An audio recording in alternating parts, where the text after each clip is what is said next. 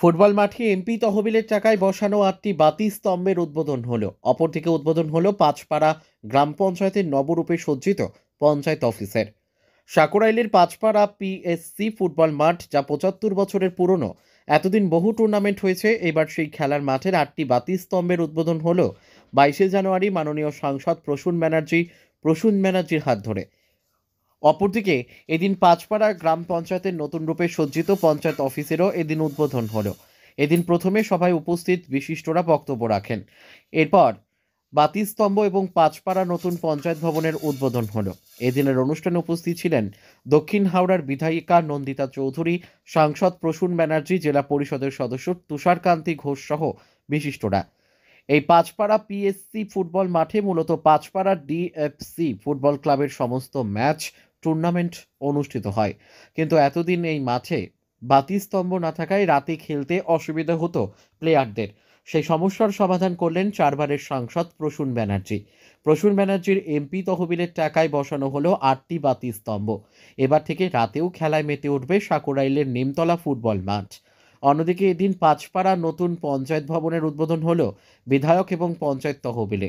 নতুন ভবনের মাধ্যমে পঞ্চায়েতের সব কাজ করতে সুবিধা হবে সদস্যদের। এই বাতিস্তম্ভ বসানোর মতো উন্নয়নমূলক কাজের জন্য মুখ্যমন্ত্রী মমতা বন্দ্যোপাধ্যায় সহ হাওড়া সদরের প্রাণপুরুষ তথা চারবারের সাংসদ প্রসূন ব্যানার্জিকে ধন্যবাদ জানালেন পাঁচপাড়ায় তৃণমূলের সৈনিক শেখ মোহাম্মদ আলমগীর ওরফে বাবলু। তার সাংসদ তহবিলের টাকায় সাকুরাইলের পাঁচপাড়া পিএসসি ফুটবল মাঠে বাতিস্তম্ভ বসাতে পেরে এলাকাবাসী তথা খেলোয়াড়দের মুখে হাসি ফোটাতে পেরে খুশি সাংসদ প্রসূন ব্যানার্জি। ব্যুরো রিপোর্ট, আমাদের টিভি। উন্নয়ন যেরকম ভালো হবে, ব্যাপারটা হচ্ছে আমরা এমপি ল্যাড পাই। তোমাকে জানতে হবে ল্যাডটা মানে যারা এখানে ট্যাক্স করে, যেখানে ডিস্ট্রিক্ট আমাদের ট্যাক্সে যারা করে তাদের টাকাটা ভারত সরকারের কাছে যায়, সেটা আমার কাছে আসে কাজের জন্য। অতএব এটা আনন্দ হয় যে একটা মাঠে এলাম কি একটা রাস্তায় এলাম, এটা একটা সুবিধা হয়, আমরা নিজেরাই দিতে পারি, ওটা আমাদেরই টাকা। সেখানে এই যে মাঠের মধ্যে এসে দেখলাম, একদম আমার ছোটবেলার ফুটবল মনে হচ্ছে। এত সুন্দর লাইট, এত সুন্দর বাচ্চারা আছে। ফুটবলটা একটা অন্য খেলা, বাংলার একটা সেরা খেলা। আর সেই জন্যই এখানে রয়েছে, পাশেই দেখা যাচ্ছে বাবলু, তুষার। বলার কিছু নেই, যতটুকু ক্ষমতা আমি দিতে পারি। আমি তার কিছু করতে পারবো না, আমি দিতে পারি। আমি কোনো জিনিস 1 ইঞ্চি পয়সা আমি নিইনি ওই এমপি ল্যাড থেকে, বহুদিন আছি আমি, এই জন্যই মানুষ ভালোবাসে। কিন্তু এটা ঠিক ভাল লাগছে। একটা দুম করে রাস্তা করলাম, অনেক রাস্তা আমি করেছি, কিন্তু এই যে ব্যাপারটা হলো আমার কাছে খুব ভালো লাগছে ভীষণ। কারণ আমি খেলোয়াড় ছিলাম, তো এই জন্যে একটা এই লাইটগুলো এত কাজ হবে তুলনাবিহীন। রাতে খেলার সুযোগ হলো। এবং একটা খেলা করা হবে, আমি ঠিক করব যে আমাদের কলকাতার বড় প্লেয়াররা যারা, ওরা, আমার ইচ্ছকে বলবো বাবলুকে যে ওরা বাবলুর টিম থাকবে, আমাদের এক টিম থাকবে। এইটা আমার খুব চাই। এখানে ওরা আনন্দ পাবে, কত প্লেয়ার দেখবে। খেলার একটা জায়গা আছে তো, ফুটবল তো বাঙালির গায়ে, ভীষণ ভালো খেলা হয় এটা, এটাকে তো রাখতে হবে। কিন্তু ওরা যেভাবে আমাকে ভালোবাসে, আমার অতটুকু দেওয়ার কি ব্যাপারই নয়, সব ওদেরই যোগ্যতায় আমায় করেছি। এটা আমাদের সবসময় তুষার, বাবলু সব আমাদের একদম গায়ে গায়ে ছিল। ওরা 1 ইঞ্চি ভালোবাসে, সব না বিরাট করে। এই এখন থেকে আমি বসে আছি কেন, আগে বসেছি কেন, ওদের ভালোবাসি বলে। বহু জায়গায় আমার যেতে হয়, কোনো অসুবিধা নেই, কাউকে আমি ছোট করি না। তবে ফুটবলটা দেখলে আমার কাছে একটা গর্ব হয়, এবং সেটাই বাবলু সুন্দর করে করেছে। এই লাইটগুলো দেখে আমি অভিভূত, ন্যাশনাল ফুটবল খেলতে পারে, তাই তো? হ্যাঁ, এত ভালো লাইটটা কেন, সেই জন্য একটা সুবিধাও আছে। যদি কোনো সময় একটা সুযোগ পাওয়া যায়, একটা মোহনবাগান ইস্টবেঙ্গল খেলা খেলিয়ে দেবো, তাতে বহু লোক আসবে, দেখবে টেকবে, এরকম একটা ব্যাপার আমার কাছে সে ক্ষমতা আছে। আর ফুটবল ভালোবাসা কেনা কে, বাঙালির সবাই ভালোবাসে ফুটবল। ওই জন্যে ফুটবলের জন্য এটা ভালো হয়েছে। এটা একটু দেখাতে হবে, একটা করতে হবে। আমার মনে হয় মাঠটা একটু মাটি ফেলতে হবে, আমার মনে হচ্ছে সেই মাঠটা মাটি ফেললে আরো ভালো হয়ে যাবে।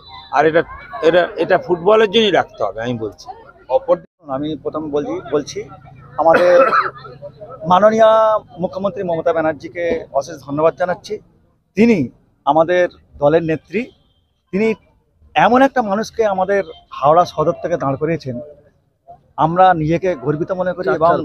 এবং আমাদের যে একটা ভোট যে কত মূল্যবান হয়েছিল এমন একটা মানুষকে ভোটটা দিয়ে।